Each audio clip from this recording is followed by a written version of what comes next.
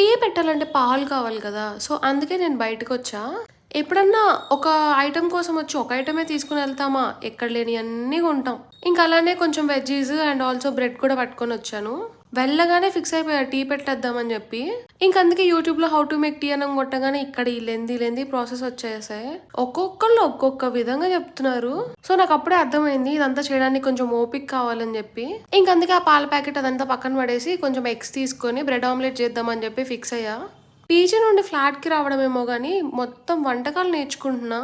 ఈ వీడియోస్‌లో చెప్తారు గదా! తగినంత ఉప్పు, కావాల్సినంత ఉప్పు అని. అసలు ఎంత ఉప్పు అనేది నాకు అస్సలు క్లారిటీ ఉండదు. ఉప్పేసే ప్రతిసారి ఇదే కన్‌ఫ్యూజన్. బట్ స్టిల్ బానే వస్తాయి. ఈ బ్రెడ్ ఆమ్లెట్ యూట్యూబ్‌లో ఒకలాగా చెప్తే నేను ఒకలాగా చేశాను. కానీ టేస్ట్ అయితే నిజంగా బానే వచ్చింది.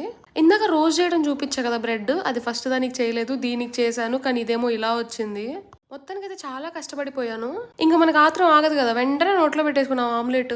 ఏమైతది కాలుతది అట్లనే. అందుకే ఉఫ్ ఉఫ్ అని ఊదుకుంటూ కొంచెం బ్రెడ్, కొంచెం ఆమ్లెట్ తీసుకొని తిన్నాను. టేస్ట్ అయితే అమేజింగ్ ఉండే. మా తమ్ముడు అంటూ ఉంటాడు బ్రెడ్ ఆమ్లెట్ బావుంటదని. కానీ నేను తినకపోతుండే ఎప్పుడు. అద్దరిపోయింది.